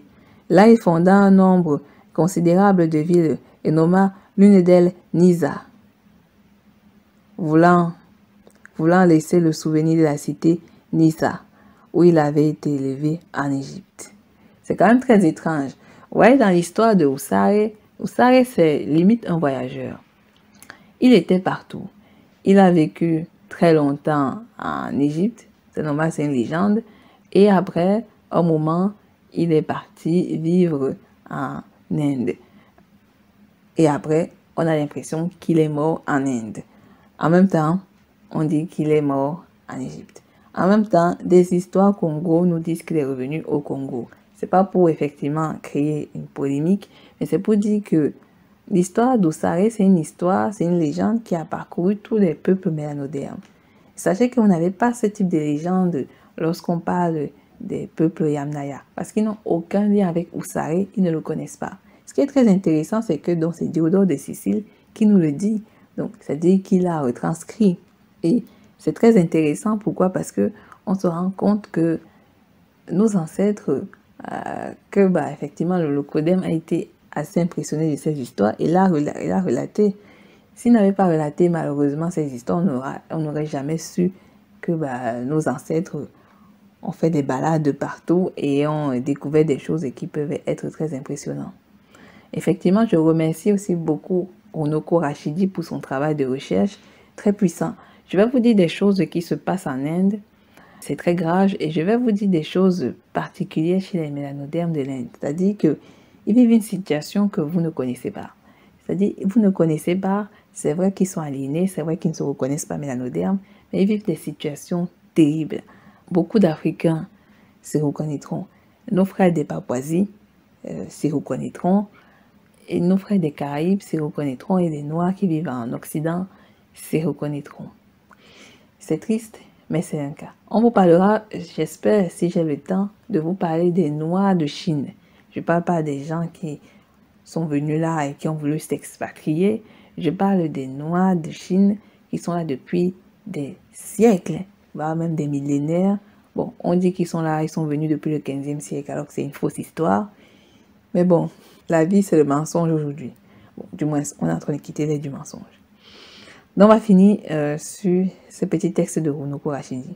La présence noire en Asie antique, reposant au départ sur le commerce, le complexe de la vallée de l'Indus atteindra son apogée entre 2200 et 1700 avant notre ère. Vous voyez, 2200 et 1700 avant notre ère. Cette phase particulière appelée phase arapéenne, en référence à Harappa, qui est l'un des premiers sites archéologiques référencés au Punjab, dans la vallée de l'Indus. Punjab est lié effectivement à ce que vous connaissez le Pakistan, parce que l'Inde et le Pakistan sont côte à côte. Voilà. D'autres, ils appellent ça le Punjab, je crois que dans les zones pakistanaises, et ils appellent ça le Punjab. Et vous savez qu'en Inde, il y a beaucoup de langues, dont les Dravidiens, j'aime trop dire Dravidiens, eux, ils ont leur langue.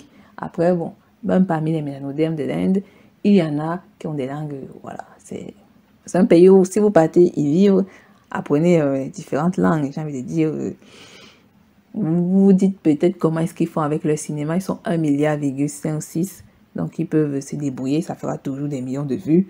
Voilà. Donc, dans la vallée de l'Indus. En fait, Harappa a attiré l'attention dès 1856. Aucune fouille n'y a cependant été entreprise avant les années 20, époque à laquelle Harappa fut sauvagement pillé pour alimenter en matériaux de construction la ligne britannique de chemin de fer. Donc, en fait, ce sont des zones que on fait exprès de ne pas faire des fouilles. Ce sont des zones qu'on isole pour faire du pillage. Vous voyez, c'est comme en Afrique. Dans des zones, vous savez, il y a des zones où il y a eu des cadavres, c'est-à-dire des ancêtres qui ont été enterrés. Effectivement, vu que le locoderme est là pour piller et vu que nous n'avons pas d'armée suffisamment forte pour nous protéger, donc effectivement, des cadavres sont arrachés leur sol pour récolter les minéraux, etc. C'est sauvage, c'est brutal, mais c'est la vérité. Donc, les graves dommages infligés au site par cette indifférence coupable envers l'une des plus grandes cités de l'Antiquité sont incommensurables. Ça, c'est ce qu'avait dit Runoko Rashidi. Et c'est vrai, parce que je vous ai dit, je l'ai même dit tout à l'heure, c'est-à-dire il y a des gens qui sont enterrés là, en fait. Des gens qui sont enterrés, j'ai envie de dire. Et le Yamnaya, comme son cœur, il n'a même pas de... Bon, il a un cœur qui bat. Comme il n'a pas d'âme, ça peut expliquer pourquoi il continue sa sauvagerie. Parce qu'il a faim de l'or. Bon, effectivement, c'était la période coloniale. En Inde, effectivement, ils ont tout nationalisé aujourd'hui. De toute façon, aujourd'hui, ce sont les Aryavarta qui s'occupent du travail. Donc, où est la différence? Bon, c'est vrai, au fond, où est la différence? Donc, en 1922, dans la province pakistanaise du Sindh, à environ 560 km au nord-ouest d'Harappa, on identifie sa cité jumelle, Mohenjo-Daro, le tumulus du mort. Mohenjo-Daro est presque la réplique exacte de Harappa. Dans son cas, les fouilles ont commencé la même année. Selon toute vraisemblance, Mohenjo-Daro et Harappa formaient les principaux centres administratifs du complexe de l'Indus. Depuis la découverte, plusieurs autres sites, dont Chanu-Daro, Kalibanga, Keta, Lota, ont été mis à jour. Le déclin de la civilisation harapéenne a été attribué à divers facteurs, dont une baisse des revenus agricoles causée par la surexploitation des sols, l'accroissement des crues, suite à des turbulences tectoniques dans l'Indus inférieur et les incursions toujours plus nombreuses des tribus nomades, agressives, très va-t-en-guerre. Donc là, on parle effectivement des Aryavarta, on parle des Lokoderm, on parle des Yamnaya, on parle du Néandertal. Et vous vous rappelez effectivement de ce que Christian Christiansen avait dit. Je vais relire ce passage de Christian Christiansen. Il disait, les Yamnaya étaient un peuple nomade qui élevait du bétail et utilisait les chevaux pour tirer les chariots transportant tous les biens volés. Ils ont brûlé des forêts pour créer des pâturages. Donc, ça veut dire qu'ils ont l'habitude de faire ça, c'est-à-dire, ils partent dans des lieux, ils brûlent, ils détruisent, ils surexploitent, ils font des trucs, ils font leur vie, et c'est pas leur problème. C'est-à-dire, c'est techniquement pas leur problème, puisque c'est comme ça qu'ils vivent. C'est comme ça, ils viennent chez vous, ils font ce qu'ils veulent, ils gagnent de l'argent, ils détruisent, voilà. Et vous êtes là, oh my god, le locoderme, et lui, bah, il vous nique, quoi, il nique sa mère, quoi. Donc, c'est triste, mais c'est l'histoire qui est la réalité de l'histoire. Hein. Donc, ils viennent d'Asie centrale. Donc, ce sont les zones telles que le Pakistan, l'Iran, Afghanistan, Russie, Turkménistan, Mongolie, Chine. Donc, une partie de la Chine est en Afrique centrale. Donc, ce sont les enfants, je dis, ce sont les enfants illégitimes des Turcs, les Ottomans. Effectivement, puisque ces gens, ils ont eu un mélange, puisque les Turcs, dans leur périple de domination, sont venus, ils ont assassiné, puisque je vous ai dit que les Yamnaya étaient nombreux, ils se sont dispersés, et je vous ai dit que les Arabes actuels que vous voyez là sont des métis issus, effectivement, de la barbarie néandertalienne. Donc, les Turcs, les Ottomans, bon, parce qu'avant ils s'appelaient Ottomans, ils ont métissé, ils ont pris cette partie qu'on appelle péninsule arabique, donc depuis ce qu'on appelle l'actuelle Syrie, Cisjordanie, Yémen, etc., l'Inde, toute cette partie, une partie de la Chine aussi, Koweït, Irak, Iran, Turkménistan, Ouzbékistan. effectivement. Donc, ils ont métissé ces enfants, ces rejetons haineux dans la vie. Ils se sont prolongés, ils ont fait une percée, effectivement, plus facile depuis l'Iran, du moins depuis ce qu'on appelle l'actuel Iran. Ils sont passés par l'actuel Pakistan et l'Inde, voilà. Et donc, ils ont fait le petit travail. Donc, il dit, vers 800 ans avant notre ère, ces tribus nomades aryennes avaient conquis le Pakistan et tout le nord de l'Inde. Un peu ce que j'ai dit, réunissant le nouveau territoire sous l'appellation d'Aryavarta. Donc, Aryavarta, c'est-à-dire les êtres aryens, les origines, les êtres provenant de souches aryennes. Donc, c'est-à-dire le pays aryen. Donc, dans tout l'Aryavarta, fut instauré un ordre social rigide, segmenté, en castes, dans lequel les Noirs vaincus, les Soudras, les extrêmes noirs, furent relégués au plus bas de l'échelle et condamnés à servir les castes supérieures. Ces castes supérieures sont les suivants, les Brahmanes. Les Brahmanes, vous vous rappelez ma séance sur Davos, le dirigeant de Reliance, etc. C'est un Brahman, donc c'est un métis, c'est-à-dire l'élite aryenne identifiée par la couleur blanche, du moins ceux qui s'identifient blancs, même si techniquement ils ne le sont pas. Les Kshatriya, excusez-moi, du secteur. Les Kshatriya du secteur militaire administratif identifiés par la couleur rouge, donc c'est-à-dire les métis. Les Vaisya marchands et fermiers identifiés la couleur jaune. C'est-à-dire que vous savez que la teinte leucodermique, il y a des très très pâles, fair skin. Il y en a ceux qui ont une couleur, on dirait qu'ils sont rouges. On appelle souvent ça les gens rouge tomate. C'est-à-dire que leur peau est tellement translucide qu'ils ont les rouges, même s'ils ne sont pas rouges. Vous voyez ce que je dis? Même moi, j'ai du mal à expliquer. Parce que je vous ai dit que techniquement, le leucoderme n'est pas blanc parce qu'on met la couleur blanche à côté d'eux, ils ne sont pas blancs. Vous voyez ce que je veux dire? Et donc, les Vaisya marchands, les fermiers identifiés de la couleur jaune. Jaune parce que c'est l'enfant métis. Et viennent ensuite les Soudras eux-mêmes, identifiés par la couleur noire, dans les extrêmes noirs, ce qu'on appelle les Dravidiens, etc. Sur l'échelon le plus bas. Bon, on va s'arrêter ici, mes très chers frères, mes très chères sœurs. On reviendra plus tard, effectivement, plus tard. Voilà un peu ce que je pourrais vous dire sur les Yamnaya. Donc, quand on aura le temps, on parlera effectivement de l'Inde. L'Inde, un sujet que les gens prennent à la légère, comme si c'était le vent, le soleil, le vent. Et donc, le Yamnaya est toujours manœuvre. J'ai envie de dire, quand on regarde l'Inde est dirigée par les Aryens. Du moins, s'ils s'appellent Aryens, on va laisser leur nom là, ça c'est pour eux. L'Inde, Pakistan, Turkménistan, Turkistan a été dominé par eux. La Russie a été dominée par eux. L'Asie de l'Ouest, dont l'Europe, a été littéralement extermination totale. Pareil dans les Amériques du Nord. Ils ont vraiment fait ce qu'on appelle le grand remplacement. Je suis désolée du terme, mais ils ont vraiment fait ce qu'on appelle le grand remplacement. Quand les gens comme Zemmour pleurent partout, les pleureurs, là, tellement je ne sais pas quoi dire, les pleureurs, là, dès qu'ils pleurent, là, les gars, je suis désolée, ce sont des pleureurs parce que c'est eux qui ont tué. Hein. Ils ont tué pour habiter où ils sont actuellement. Donc, le pleur, là, moi, ça me touche pas littéralement.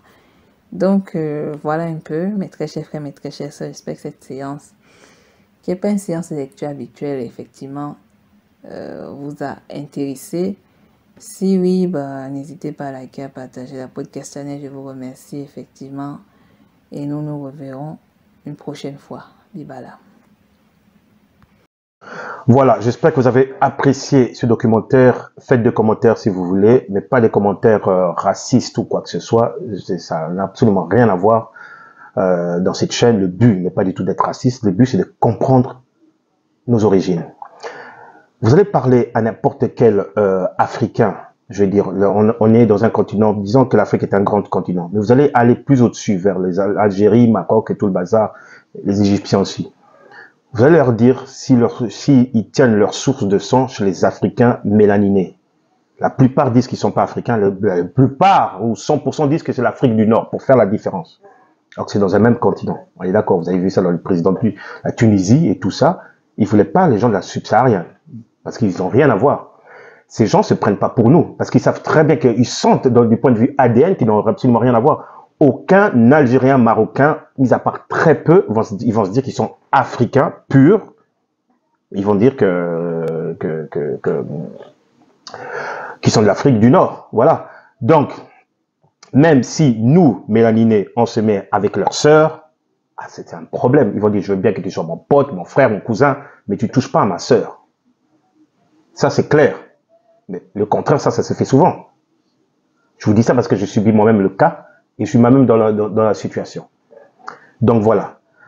Pour tous ceux qui viennent d'être abonnés, je vous souhaite en tout cas la bienvenue. Abonnez-vous davantage. N'oubliez pas le petit pouce, abonnez-vous et la petite cloche. Et ça fait toujours du bien. Ça fait toujours du bien. Comme ça, le genre d'information qu'on essaie de stopper, ça sera diffusé partout. Sur ce, au revoir.